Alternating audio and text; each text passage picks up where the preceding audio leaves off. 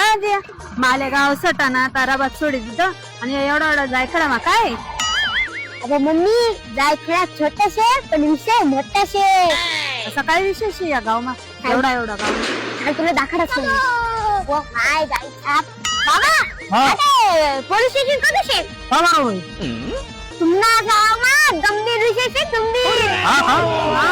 कधी ते सांगा ना पोलीस स्टेशन. आपण जायला पाहिजे. अरे बाबा मोठा ब्रँड या बाजूला शे हाच तो एक गंभीर विषय होता.